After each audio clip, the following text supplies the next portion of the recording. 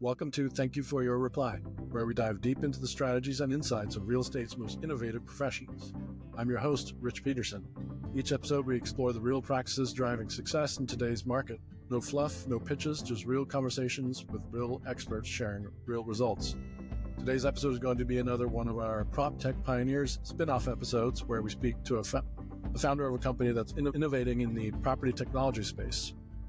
In this episode, we are joined by Alan Grosheider, founder of Blue222, a company that has developed an innovative solution for streamlining the very time-consuming process of scheduling real estate inspections.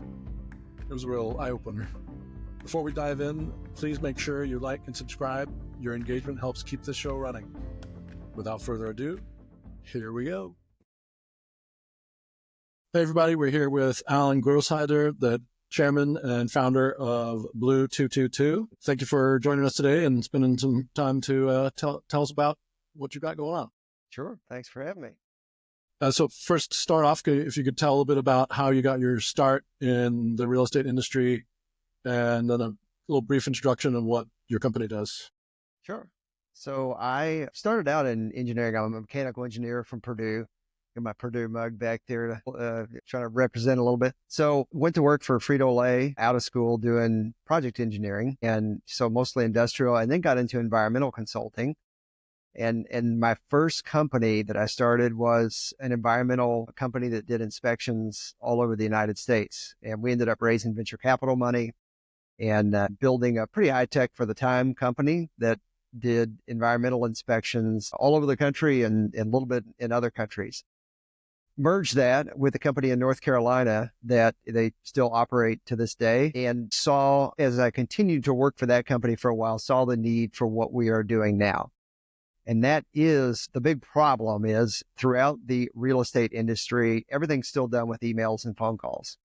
So when, if you are a large company, a bank or an engineering firm or an appraisal management company that manages a lot of inspections, you're typically doing all that by emails. And there are many companies still today that will do thousands and thousands of inspections every month, and they will send an email out with 100, 200 different sites on it, and they'll send that out to 800 inspectors and request bids. And then somebody is sorting through all those bids to try to figure out which bid goes with which project. And so it's a real mess that it requires a lot of people, and there's a lot of mistakes that get made. And then if you go all the way down to the smaller end, what happens is you're buying a home and you sign the contract to purchase a home. Now you need a home inspection, an appraisal, a pest inspection, whatever. You're typically either there is some process that a lender or somebody is sending out emails to get those proposals, but typically you're handed a piece of paper with a bunch of approved vendors on it, and you have to start calling them and requesting bids for home inspections, bid for appraisals. And then, so it's taking a lot of time. Somebody is spending a lot of time doing this. So I started to see companies like Uber come along and thought, why would that same technology not just work to replace all that back and forth? And why is it that I can click a button on my phone and a car shows up to take me to the airport in 5 minutes, but I'm still sending out emails or texts or phone calls to get bids from appraisers and home inspection companies? So that was kind of the start. That's what got us started. We set out to build a marketplace. And I guess the question you asked was, what are we doing now? We are a marketplace platform for all things real estate inspection. What that means is our software makes it easy for those large companies that are sending out the emails with 100 sites on it and sending it out to 800 inspectors. They can take that same group, the group of 20 people that are sending those emails out all day long. They can move on to our software and reduce it down to 2 people. They can do everything from one dashboard. So that is sort of the MVP. That's where we are right now. We have national clients that are using our system every day all over the country, and we're onboarding a huge $6 billion company right now that's using that software. We'll be managing work hopefully all over the planet with our software, and then things will really take off from there. And we have a lot of plans. Hopefully we'll get into that. I don't want to like say everything in one shot, but hopefully we'll get into what we're building, because we are moving very strongly into AI machine learning for our matchmaking and AI agents for communication on the vendor side. So. Yeah, I think my first question you covered slightly already, but I'll ask it anyway in case you want to add some more detail to it. What was the specific pain point in the real estate industry that sparked the idea, which you kind of talked about, and how did your personal experience influence its development? Yeah, I touched on it a little bit, but I can definitely expand. My former business, we were doing everything by email. We did have a great system. The technology that we built then was probably something you can get off the shelf now, sort of a CRM system that connected to sales and accounting. So imagine something like HubSpot, specifically built to manage inspections, environmental inspections and building inspections. That's kind of what we built for our own internal use. And then, so we had inspectors all over the United States doing inspections. But when it came time to order services from the inspectors, if we were using contractors to do work, it was all emails and phone call. You know, you send somebody 3 emails and they still haven't gotten back to you 3 days later. And then you pick up the phone and start leaving them dramatic messages to call you back. And that's pretty much where the whole market still is. They're using 1995 technology to manage their business. And that's, you know, that's not one big company. It's almost every company out there that's doing a lot of inspection work. They're still doing it just like they did in 1995. Time to evolve. Yep. And it's, when we start working with clients, it's fascinating how they're doing business. I mean, the way they're doing business now, you're like, oh my God, like how did you evolve into this? Yeah, it was interesting to hear this side of it, because I've bought 2 homes and sold 1. And for the most part, that whole inspection process kind of happened behind the scenes for me, from my vantage point. We found out, the inspector's coming in this day, inspection happens, and then it lands in the inbox. And then hopefully there's good news in there. Yep. Yeah, generally what's on the lender side, in that situation, so it's sort of like either or. Either the lender is dealing with it, and they can't do it. They can't say you have to use this inspector. They can't just assign the work this home inspector and this appraiser and this pest inspector. That's illegal for them to choose who gets to do it. A lot of them are doing it anyway, but it's still done all, like you said, it's behind the scenes, but it's still a whole bunch of emails. So that's the way it's being done. Can you walk us through a real world example of how what do you say? Do you call it? I usually say Blue222. Okay. Well, can you walk us through a real world example of how Blue222 transformed a typical real estate process, and what kind of results your clients are seeing? Yeah. So the example I gave before of a company that maybe they're doing, let's say they're doing 300 inspections per month. So that's kind of our primary clients right now, are the companies that are already managing a lot of this work. They come to us and they're doing 300 inspections a month of some sort, environmental, appraisal, whatever it may be. And they're receiving an order from a bank, probably. And that bank is saying, Rich needs an appraisal and a home inspection because he's buying this house. So they are emailing our client, and our client is sort of trying to handle all the legwork for the bank. Okay.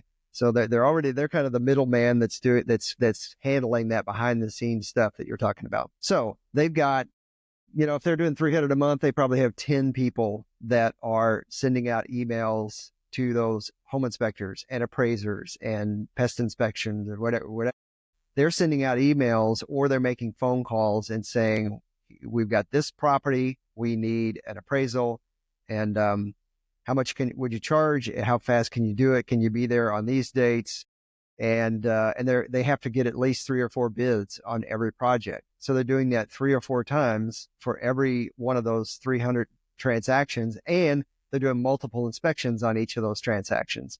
So multiply 300 times, let's say 3 different types of inspections, 4 different bids for each project. So it's a lot. So it's a lot of back and forth emails. So that same client, they've got 10 people doing this right now. They can come onto our system, take the list of those inspectors that they're using, bring them in with an Excel file, upload them into our system. Our system reaches out and goes through the whole process of getting that vendor's profile set up. And then they can take 2 people, 1 person probably, and manage all of that work that 10 people were doing before. So that's a real world example of how our system works.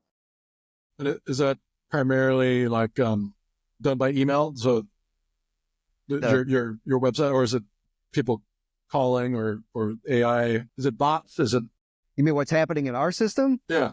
So no, our system is automating every email, everything that would have been an email sent by a person. Our system automates every bit of it. So you're one of those 2 people that now are using our system to manage those 300 site assessments per month. You put in a property address and information about that property, or you can connect an API to your system that you currently have and just drop it in. And then you say, okay, go, and our system goes out, finds the vendors that are in that location, finds the ones that can do that kind of work and are available. And then it reaches out to all of them by email, and they can either get a notification by email or text or just through the app, right? It's kind of up to them. But as far as the client goes, they've eliminated emails that they have to send 100%. They don't have to send a single email. They just put in the address, pull up the vendors, and then they'll say, okay, I'm going to have those 5 vendors bid on this project. Click one button, and the system goes from there. It reaches out, collects the bids, brings them in, puts them in one place. And now that vendor can go back, a little bit later in the day, and they're like, okay, there's 5 bids. That's the one I'm going to choose. One click, and they've assigned the work to that vendor. Oh, it's a game changer. Absolutely. Does your system access all available vendors? Do vendors have to be sign up or kind of register with your? They have to they do have to have an account on our system, and what happens is when we bring a client on board, typically they already have the vendors that they're using. In the example where I said somebody's doing 300, let's say they're doing 300 environmental assessments a month, they probably already have 300 or 400 vendors around the country that they're using. They've already vetted those vendors, they're already using those vendors, but they're doing everything by email. Well, now that when they upload those vendors into the system, those vendors create a profile, and now those vendors are available to all our clients. So it's good for the vendors because they come on board and they're getting all of their work in one place. They're getting exposure to other clients, and their workflow becomes easier, just like the client's workflow becomes easier. Rather than having to answer a whole bunch of emails, they can just go on to their Blue222 account and they can go, okay, there's a job to bid on. I'll bid, $350 for that one. I'll bid this for this one, and then they're not sending emails back. So that's where the way we describe it is it's a SaaS platform. So for the client side, it's a SaaS platform that they are using to manage their vendors. But then once those vendors are in the system, it becomes a marketplace, because now I, as the client, I can find more vendors. If I want more vendors, I can find vendors in locations that, if I have a new location I'm doing business in, I can jump on there and there's the vendors. If I'm a vendor, I can either say, I'm just going to do work for this one client. I don't need any more work, which I've actually seen people do, which is kind of weird. I mean, when I've done that kind of work, I'm always like, bring it on, whatever I can get. But they can make their profile public so all of the clients can see them and hire them, or they can just make it specific to their preferred clients.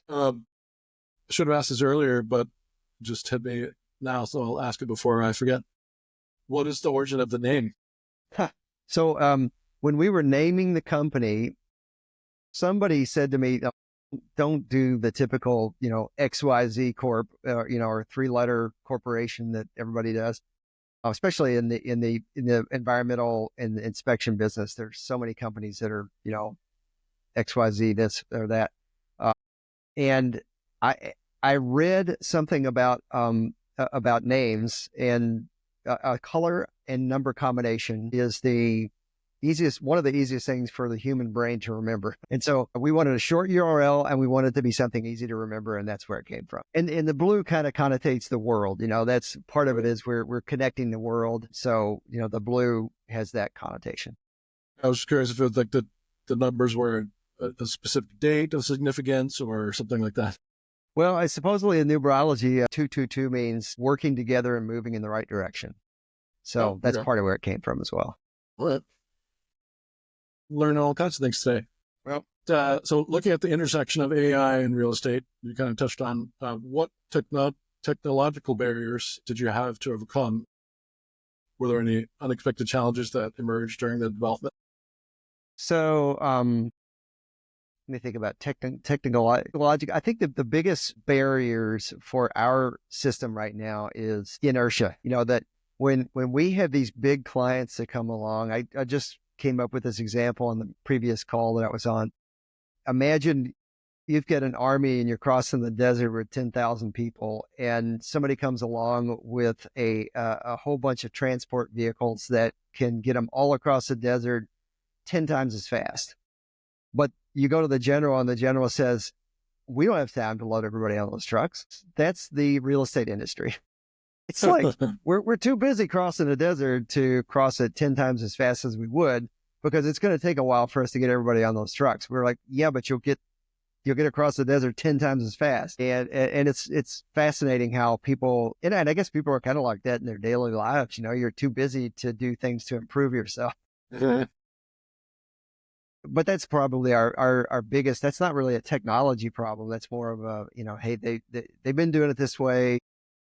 They're getting the job done, even though everybody is up to their eyeballs and that they could be doing things 10 times as efficiently. That's probably the hardest thing that we face. And then once we start working with clients, it's such a mess that getting kind of corralling everybody so that we're pulling all the pieces in. That's probably the hardest part.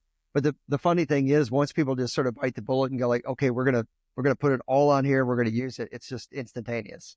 Like night and day, their workload is 1/10 of what it used to be. Yeah, it's funny how people think. Yeah, I kind of come across the same thing as well in speaking to potential clients is particularly if they want to really get the full advantage they have to migrate onto the CRM that I provide and adopt other sort of systems. And it takes a little bit of legwork, mostly on my end, but then learning a new thing. And that's a big barrier, I think, for a lot of people is coming away from the thing they've been doing for years. Yeah, that's crossing the desert slowly. And I think that's the challenges that we're working on are to make the transition process so easy that it's a no-brainer. And I think that's a lot of where we're going to be implementing AI, machine learning, and AI agents. That's where we're going to, that's where we're putting our money. That's why we're raising capital right now. We're raising capital that probably 50% of it's going to go toward building the AI agents and the AI machine learning that automates everything we possibly can. You heard it here, folks. They're looking for investing. Absolutely, yeah. And we're doing a Reg D 506C, which means we can publicly say, hey, give me a call. You can invest right now. Firmly believe it's a $92 billion market that we're going after, and we're a dramatic game changer for that market. In the real estate inspection industry is huge, and it's a mess. And our tools make it very easy to improve your workflow. Yeah, for what you were describing, it seems like a complete no-brainer to go over to use your system. Yeah, it really is. Really is. How do you see platforms like Blue222 coexisting with or enhancing the human element of real estate transactions? Yeah, so I definitely have the thoughts on where all that's going. There is no question that AI is going to dramatically change real estate. And I'll get to where the things that we are building in, I'll toss in what we're building. If you look at the way our system works right now, it's fairly algorithmic in the way that vendors are matched with clients. So our system goes in, it looks for these people are in this location, these people meet this criteria. So it's churning through a number of things like that and then saying, okay, here's 7 vendors that can do this project, request a bid from them. So one of the big AI machine learning things that we're implementing is a much more AI machine learning version of that search filter, so that rather than looking at 5 or 10 different criteria, it's probably 10 different things that our system is looking in order to serve up which vendor makes sense for which project. Once we implement the AI machine learning, it'll be 1,000 different things that it's checking for every vendor. It will automatically be saying, well, this vendor is too busy for the next 2 weeks, so let's not even ask this vendor because this project needs to be done in 2 weeks. This vendor is available. This vendor, is always slow, so they're not going to get it done on time. So it's going to be looking at everything and then really instantaneously, faster than our algorithms right now. It's going to be instantaneously pulling the right vendors. So that's step one. Another big chunk is AI agents for the vendor side. So you are an appraiser. You're driving down the street. You get a ping from the Blue222 app. You click a button and you have a conversation with the Blue222 app. It says, do you want to bid on a project that needs to be done by this date? Here's the address. And you say, sure, give me a little more information. You just talk back and forth with the app. And then it says, we think you should bid $425 on that because that's your normal price. That's what you normally make money doing. And that's probably a pretty good price for you to try to win this job. And so the AI will be doing a lot of the thinking, and the person just has to say, sure. And then the person at some point might go, don't even bother me anymore. Just bid the job, put it on my schedule. And that's, if you're working in AI machine learning and the AI agent stuff right now, that's doable. Like that's buildable now. So it has to have a background, which is our database and our, some of the algorithms that are connecting people with the right vendors and looking at preferred vendors for clients and that sort of thing. But the rest, a lot of that's very buildable with OpenAI and other just off the shelf kind of stuff. So, that's what we're building long term, so that when you're buying your house now, or a commercial building, whatever it may be, you sign the contract. You're signing a contract with your finger on the iPad that says, "Yep, I want to purchase this home." As soon as the contract gets approved and the due diligence period starts, you don't even think about it. It's just like it's on the schedule for the home inspection, the appraisal, the pest inspection, and it's done in 5 minutes. And nobody's picked up a phone. Nobody's sent an email. Just boom, it's all done. And what we're building is the platform that every big company, any company can plug into. Right now, our software can be used by a really small company, log in, create a client account, and you're up and running, or larger companies like the ones I've already talked about. But where we're going is an API connectivity so that your real estate firm can just connect their APIs to our platform. And you as a client, you'll never see the name Blue222. All you know is your bid, all of your home inspection, appraisal, everything. It just got instantaneously scheduled. And pretty soon nobody will even think about it because that's just the way everything is. But we will be the platform that is putting those scheduling those inspectors, and we'll be doing it for every major real estate company, engineering firm, appraisal management company, everybody out there. We will be the platform they're using to communicate, to coordinate all of their vendors. The name brand. Yep. So I think you asked, where is it all going? I think where that fits into the overall ecosystem is next time, I think in 5 years when you're buying a house, you're going to go to a website, you're going to explain to that website, or just talking to your phone, chat GBT kind of thing, have a conversation with some app about what you are looking for and where, and it's going to ask you a bunch of questions, and it's going to get a great idea of what you want. And then it's going to go search the market. It's going to find every available home that meets your criteria. It's going to narrow it down. It's not going to take you around and show you a bunch of BS houses that you're not really interested in. And then, after you've looked at 12 homes, you finally go, oh yeah, this one looks good. It's going to narrow it down to one or two or three. And it's going to be really precise on what you are looking for and weed out anything that won't work. Then you're going to use AI to schedule a virtual walkthrough, and it might be a robot or, the Matterport type thing that's already available. You're going to tour the property. Then AI is going to schedule a visit to the property, and maybe you actually meet a realtor then. And I think the smart realtors are going to have all that set up like that. They're the ones that are going to be, they're going to have all the AI set up to just get them so that pretty much all they have to do is show up at the property, walk through with you and go, you better sign now because somebody else will be buying this house. And if you really like the home, you're going to sign. And then it kicks into Blue222 to engage all of the due diligence work. So I can almost guarantee that's where in 5 years, that's what you're going to see. And the realtors that aren't plugged into all that, they're not going to exist. That's the way it's going to happen. I'm confident. I was thinking earlier about, the big worry people have with AI, and rightly so, is there's, jobs being made null and void. Yep. But I think one thought I had was for home inspection, like so far at least, that seems like a job that is pretty safe. The actual inspector. Yeah. AI can't do it.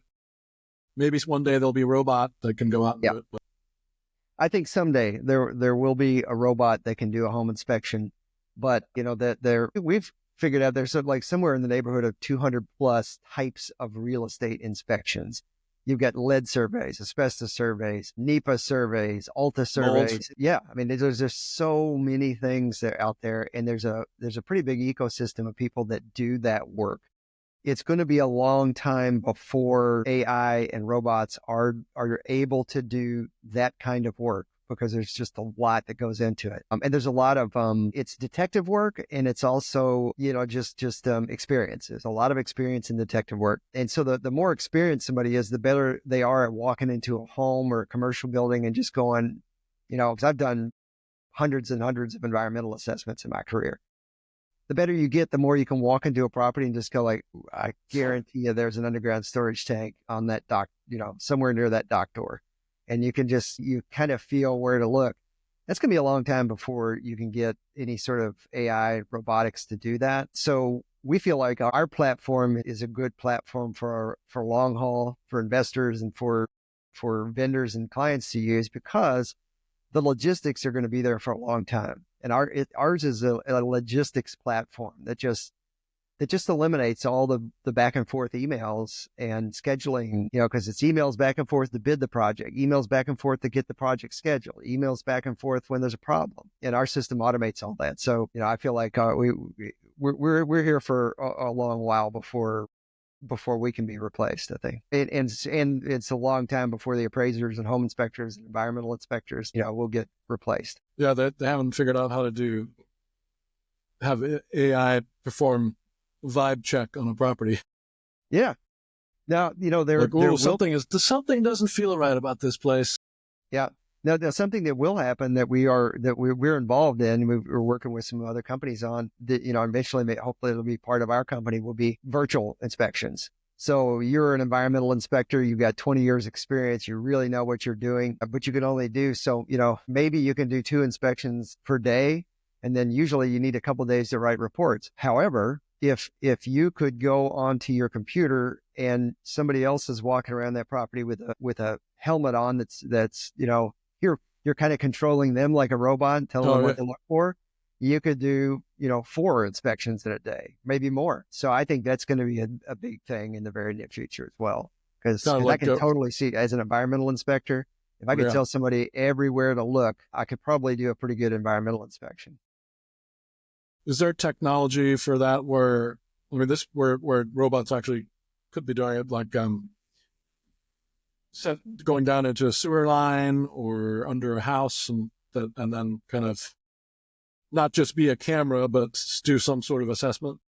Yeah. I think those are things that are already being worked on. I know I've got a friend that's building a company that has these robotic arms that will go up, and they articulate kind of like a snake, and they'll go up into ceiling loft spaces and crawl spaces under houses, and they're making a lot of progress with the Navy because the Navy has to inspect all kinds of weird places in their ships. A person can't get back in that hole, but this guy's robot can. So I think there are going to be a ton of robots that probably can't do an entire.